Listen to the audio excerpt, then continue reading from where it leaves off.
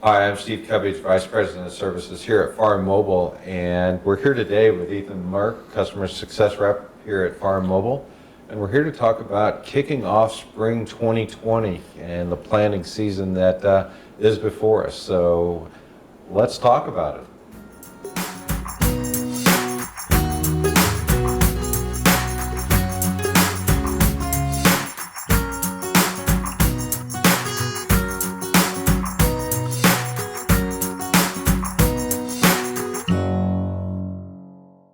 So Ethan, as we head to the spring and basically head to the field with the planters, what are the main things as far as the checklist to make sure that everything's ready to go?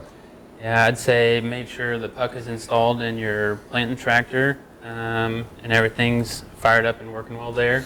Your machine profiles are set, so the swath width and everything set correctly. Making sure field boundaries are ready to go first planting, and then your seed varieties are inputted in your inputs list. Looking at your boundaries is the best way to get started for 2020. Make any edits from the 2019 season, and then if you are clearing hedgerows or adding fields over winter, make sure that those boundaries get imported sooner rather than later.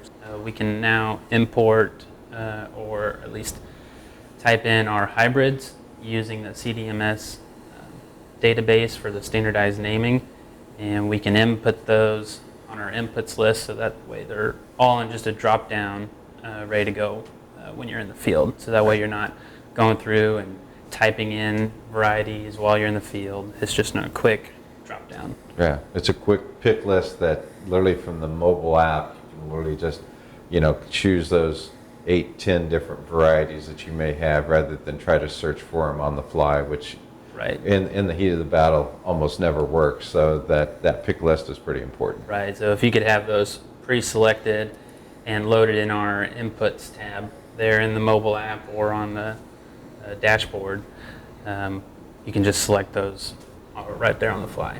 Oh, perfect. So one of the things that, along that variety and going into 2020, that's really important. We saw the advantages of that as far as that, just the standardization for 2019. That's one of the first questions that data buyers seem to ask for is that do you have a certain variety or certain brand of varieties in that list, and being able to have that standardized list really makes data more valuable. Yeah, much more valuable because then it fits into the standard. The hybrids are much more accurate, just completing our standardized data sets. Perfect. Another feature that kind of helps gauge what equipment people are using, we have our machine cost calculator.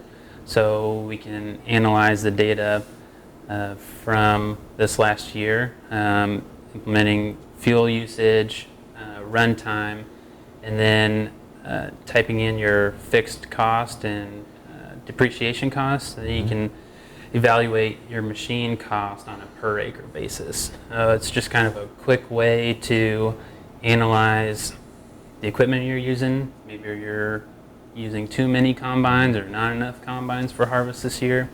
It's just another quick way to assess what you've done. A lot of people really like that machine reports, being able to understand, is if I'm running two combines and they're two different models or two different brands, which one is literally, doing the best? Because there's been experience of that, people calling up and say, hey, I really want to see this data between those two different combines so that they can make those decisions. Having an overall view of what your machine's done and then breaking it out from a machine by machine to just assess, maybe we should go with this color instead of this color, or maybe we need a different operator in this vehicle. Grandpa does good work, but maybe he needs to speed up the combine a little bit. Just to get stuff done. It's quicker. Like bigger combines have more capacity. It's you can really see the differences as far as not only on the machines but definitely operators, and see who's more efficient. So that's I would call that a wrap. I appreciate you being here. Yep, good to have you. Thank you.